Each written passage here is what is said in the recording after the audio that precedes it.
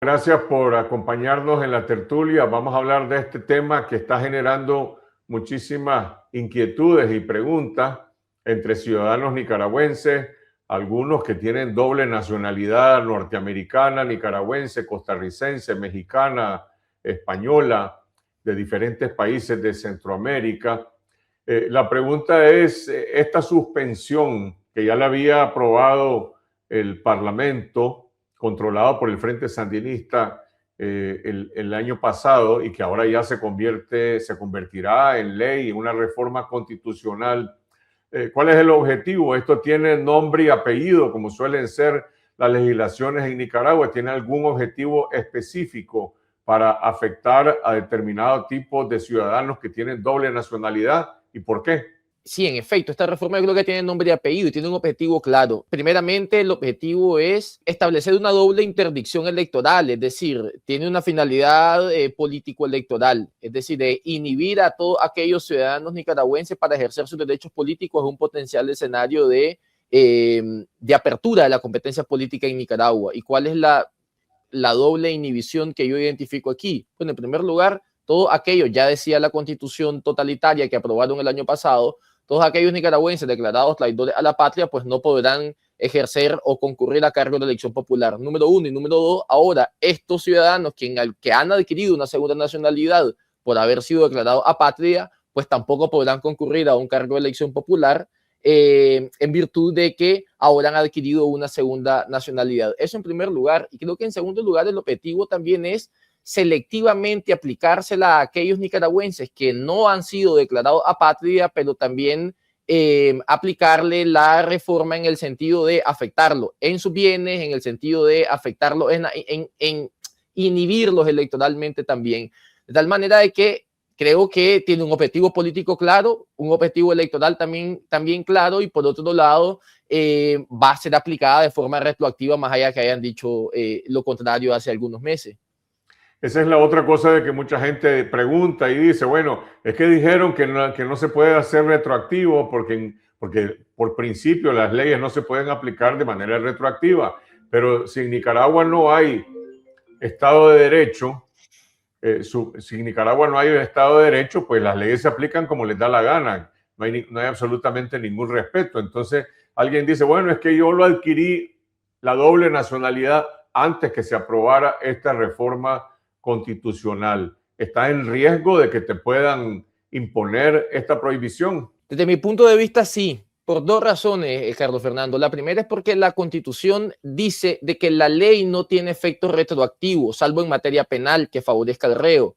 Pero estamos hablando de la ley, no de la Constitución. Es decir, que la prohibición de la retroactividad es bajo el dominio frente al dominio de la ley, no de la Constitución. Por naturaleza, las normas constitucionales son retroactivas por dos razones. Uno, porque la Constitución, en teoría, ¿verdad? Por favor, se entienda esto, es la ley suprema del ordenamiento jurídico, número uno. Es decir, que si la Constitución no tiene efecto retroactivo, entonces estaría siendo equiparada a una categoría normativa de ley. Y la segunda cosa es porque la Constitución, pues esto ya es un término técnico, perdón, es la norma de las normas o norma normarum, decimos nosotros. Es decir, que regula hechos y situaciones pasadas, regula normas pasadas, de tal suerte que las normas constitucionales por antonomasia o por naturaleza son retroactivas. El tema aquí es que si la dictadura quiso prever de que no se aplicara de forma retroactiva, debió haber establecido una excepción en la reforma. Es decir, de que se exceptuaban de la aplicación de esa disposición de pérdida automática de la nacionalidad nicaragüense para aquellos casos de personas que la hubiesen adquirido antes del 2026, me explico, y no fue así. No hay ninguna excepción, por lo tanto, en mi opinión, la aplicación es general para quienes hayan adquirido la nacionalidad una segunda nacionalidad, perdón, antes del 2026 o después del 2026, de tal manera que en mi opinión esta reforma va a ser aplicada, esta disposición del artículo 23 y 25 van a ser aplicadas estas cláusulas de forma retroactiva, insisto, selectivamente, con una finalidad político-electoral, pero también con una finalidad represiva para determinados ciudadanos y ciudadanas nicaragüenses. Vos decías hace un momento de que hay una clara intención inhibitoria en materia política con esta medida, pensando en bloquear a líderes políticos que eventualmente podrían postularse como candidatos a la presidencia. En todo caso, estamos hablando de una suspensión que están tirando con escopeta, no es una aplicación selectiva. Es decir, ¿cuántas personas dentro de la mentalidad maquiavélica del régimen podrían surgir como competidores políticos en una elección libre? Y estamos claros que cualquiera le puede ganar a los representantes del régimen, como era el caso en el año 2021. Pero vamos a ver, en 2021 habían 7 precandidatos a la presidencia. El día de mañana pueden haber tal vez 10, pues 5 o 15, pero van a hacer una reforma constitucional pensando únicamente en esas 15 personas. Esto tiene un impacto mucho mayor. Hay muchas personas que dicen, pero si yo no estoy en política, yo no estoy en política y tengo la doble nacionalidad por X o Y Z razón, porque resido en otro país desde hace muchos años, por razones familiares, por esto, por lo otro, y los están afectando indiscriminadamente. Dos cosas que a mí me gustaría anotar acá, Carlos Fernando. La primera tiene que ver con un contexto histórico. Esta reforma nos devuelve a la redacción original que tenía la Constitución en 1987, que establecía de que los nicaragüenses que voluntariamente adquirieran una segunda nacionalidad perdían la nacionalidad nicaragüense.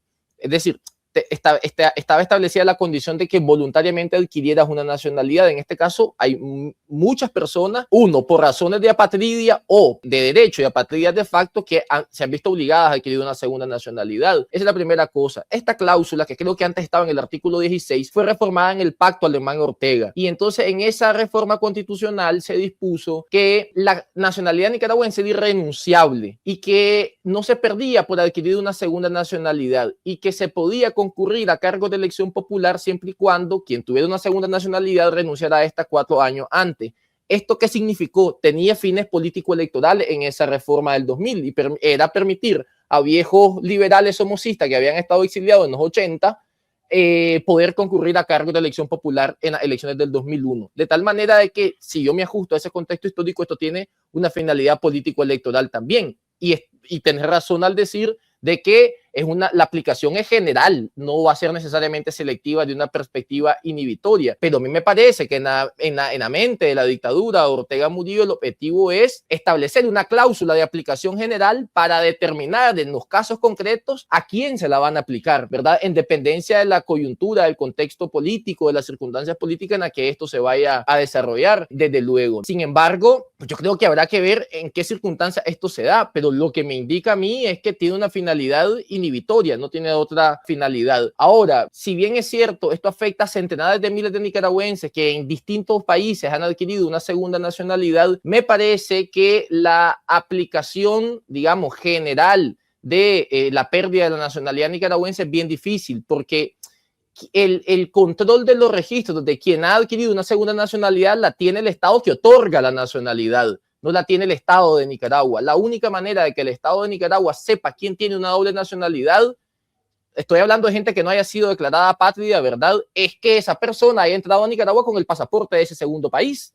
Pero es la única manera, y de pronto sí hay casos, pero es bien difícil que ellos sepan cuántos nicaragüenses tienen doble nacionalidad. Por eso, si bien es cierto, esto es una cláusula de aplicación general, la aplicación, la implementación va a terminar siendo selectiva en las formas que la dictadura considere conveniente para sus fines de perpetuación en el poder, no sea uno, insisto, el tema de la interdicción electoral, o dos, con una finalidad represiva, con lo que significa ser apátrida en Nicaragua, que te confisquen, que se extinga de facto tu personalidad jurídica y que además de eso afecte otros derechos inherentes a la personalidad, a la nacionalidad, que es otro tema bien importante. Derechos que se derivan de la nacionalidad, estamos hablando del derecho a la residencia, derecho a la movilización y circulación, pero también los derechos derivados de las relaciones paterno-filiales con tus hijos, con tus hijas o con tus nietos o nietas, pues en dependencia del caso.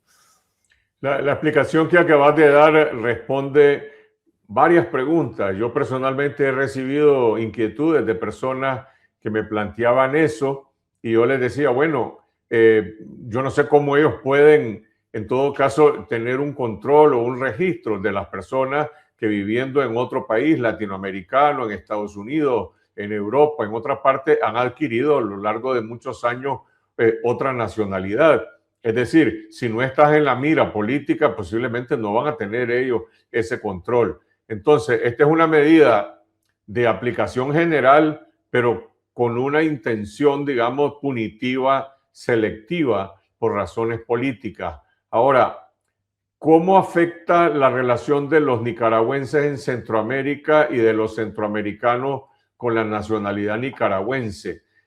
Por ejemplo, nicaragüenses que tienen nacionalidad guatemalteca, salvadoreña, costarricense, también en este caso se impone esta prohibición, y cómo afecta a los centroamericanos que tienen la nacionalidad nicaragüense. Esa es una muy buena pregunta, porque además la reforma elimina la posibilidad de adquirir la nacionalidad, una segunda nacionalidad bajo o al amparo de los tratados internacionales bajo el principio de reciprocidad. ¿Esto qué significa? Significaba de que si Nicaragua, por ejemplo, había adquirido había suscrito un tratado internacional con España, estoy usando un ejemplo, ¿no? Con España para establecer que los nicaragüenses podían adquirir la nacionalidad española y los españoles la nacionalidad nicaragüense, eso queda derogado. Es decir, no hay posibilidad de adquirir una nacionalidad bajo la reciprocidad. Ahora bien, ¿qué pasa con los centroamericanos? Esto significa de que si Nicaragua tenía tratados internacionales sobre nacionalidad con países centroamericanos, queda también derogado, ¿verdad? ¿Y qué pasaba con los centroamericanos también? La reforma establece que los ciudadanos centroamericanos pueden optar a la nacionalidad nicaragüense. Y aquí me parece a mí que es lo antitético y el contrasentido. Por un lado, los nicaragüenses no pueden adquirir la nacionalidad de cualquier otro país centroamericano, por ejemplo, Guatemala, que tiene una flexibilidad, por ejemplo, por haber sido la Capitanía General, porque pierden la nacionalidad nicaragüense, pero los centroamericanos con total libertad pueden adquirir la nacionalidad nicaragüense, ¿verdad? De tal manera de que entonces los ciudadanos centroamericanos que puedan adquirir la nacionalidad nicaragüense lo pueden hacer sin problema, según la letra de la reforma. Los ciudadanos nicaragüenses que podían adquirir la nacionalidad de cualquier otro país centroamericano bajo el principio de reciprocidad de los tratados internacionales no la pueden ahora adquirir, porque fue derogada la posibilidad de adquisición de nacionalidad por medio de la reciprocidad internacional, pero por demás, porque pierden automáticamente su condición de ciudadano nicaragüense, ¿no? De tal manera de que aquí entramos también a una violación clara de las disposiciones internacionales, del derecho internacional, de los derechos humanos, por ejemplo, la Convención Americana, que establece que nadie puede ser despojado de forma arbitraria de su nacionalidad, por un lado. Y sobre este tema, si bien es cierto, a mí me gustaría acotar, si vos me permitís, Carlos Fernando, que hay países que establecen la pérdida de la nacionalidad por haber adquirido una segunda, pero se requiere una renuncia previa, nunca automática la pérdida de la nacionalidad. Y sobre eso los tribunales constitucionales de otros países, es decir, la jurisprudencia extranjera que ha dicho que no se puede admitir la pérdida de la nacionalidad si eso genera apatridia, o la renuncia de la nacionalidad si eso también genera apatridia o desamparo en el ejercicio de los derechos fundamentales. Esta conversación, Juan Diego, por este caso y por muchos otros despojos de derechos ciudadanos constitucionales que se han ahora introducido en la nueva Constitución chamuca, incluyendo el de la declaración del presunto delito de traición a la patria para despojar de nacionalidad a nicaragüenses y para establecer la apatridia como un acto punitivo de parte del Estado, plantea obviamente la necesidad de poner en la agenda de cambio del país la derogación total de esta constitución para hacer una nueva constitución en Nicaragua. Es decir, esta constitución es irreformable. Yo no soy experto en asuntos constitucionales, pero me imagino que esto no se puede parchar. O sea, la única salida que tienen estas aberraciones jurídicas y políticas que se han impuesto en esta constitución es hacer una nueva constitución. O no sé si hay acaso alguna otra alternativa. Y obviamente hacer una nueva constitución es hacer un cambio completo político del sistema dictatorial que se ha impuesto en Nicaragua y que se quiere plasmar en esta constitución. Fíjate que ese es un debate interesante, porque yo he tenido algunas discusiones con unos colegas en el sentido de que hay gente que dice que se podría volver a la reforma de 1995 para para que el país de alguna manera transite a la democracia en el marco de la transición. Yo considero que eso es imposible. La única forma que Nicaragua puede transitar a la democracia es convocando a una Asamblea Nacional Constituyente para que ésta pueda discutir y aprobar una nueva constitución política y que el poder soberano pueda darse de un nuevo ordenamiento jurídico-político. No hay otra forma de que podamos tener una institucionalidad democrática, una plena garantía de los derechos ciudadanos sin que tengamos una nueva constitución. Vamos a ver, decían los franceses en el siglo XVIII, en el artículo 16 de la Declaración de los Derechos del Hombre y del Ciudadano de 1789. Este es el concepto ideológico de constitución.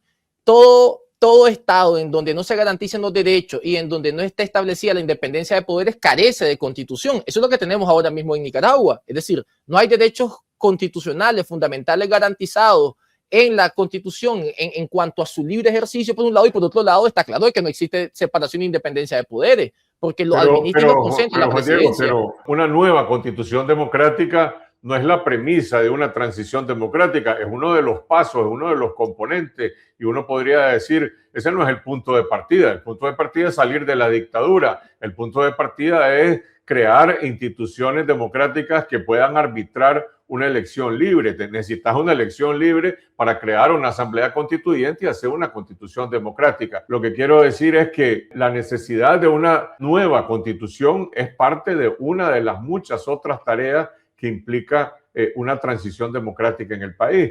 Y si nos vemos ahorita en el espejo de Venezuela, por ejemplo, salió de la ecuación el dictador Nicolás Maduro, y ahí está la estructura dictatorial con las mismas leyes, con la misma constitución, con la misma ley de conmoción interior, y prácticamente todo eso está inamovible. Y peor aún, que ni siquiera en el panorama de Venezuela, ni siquiera hay una fecha para realizar elecciones, ya no se diga elecciones que tienen que ser democráticas, lo cual significaría que tienen que barrer completamente a ese remedio de consejo electoral que hay en Venezuela, por ejemplo. Totalmente de acuerdo con vos, pero el punto, a ver, la necesidad de una constituyente para que se cree una nueva constitución en Nicaragua es tanto el continente como el contenido, y me voy a explicar y voy a utilizar un ejemplo histórico. España, luego de que muere Franco, constitución vigente en España, 1978, punto de partida, piedra angular de la transición democrática, porque se deja a un lado las leyes fundamentales del franquismo. Lo que estoy tratando de decir es que mientras no tengamos un nuevo ordenamiento constitucional, no tendremos transición democrática en Nicaragua, ni durante la transición de la dictadura a la democracia, ni después de esa transición, porque podemos tener una transición política, como pareciera que puede pasar en Venezuela, pero no una transición democrática. Y para que tengamos una transición democrática se requiere un nuevo texto constitucional en Nicaragua que refunde, como vos decís, todas las instituciones, que establezca la separación e independencia de poderes y que garantice progresivamente todos los derechos de los ciudadanos nicaragüenses, y que volvamos principalmente al imperio del Estado constitucional y el Estado de derecho. Hay una persona que pregunta que si la derogación de las reformas, de estas reformas que se hicieron para la Constitución Chamuca, necesita 2 legislaturas. Pero, ¿y quién va a hacer esas 2 legislaturas? ¿Las van a hacer los mismos diputados del Frente Sandinista que están a cargo de la administración de este poder legislativo? En efecto, se requiere 2 legislaturas para cualquier modificación a la Constitución de forma parcial, de tal manera que supongamos que un día de estos, dice Rosario Murillo, deroguen esos 2 artículos del 23 y el 25 de la Constitución Política, entonces tienen que aprobar esa derogación tanto en esta legislatura, la del 26, como la del 27 según el procedimiento de reforma constitucional, a menos que se reforme el concepto de legislatura que está establecido en la ley orgánica de la Asamblea, que establece que 1 año de trabajo de la Asamblea Nacional, y que se diga, bueno, que no es 1 año, que son 6 meses, por ejemplo, que son 3 meses. Pero sí, en efecto, se requieren 2 legislaturas. El tema ahí no es tanto, como vos señalás, técnico el procedimiento de formación de la ley o de la reforma constitucional, sino que el tema es político. ¿Cuáles son las condiciones que se requieren, por ejemplo, para que los ciudadanos puedan ejercer libremente todos sus derechos, partiendo del derecho a la nacionalidad? ¿Y qué condiciones se requieren, desde luego, para que podamos transitar a una democracia en Nicaragua, sobre todo tomando el ejemplo venezolano que ahora está presente?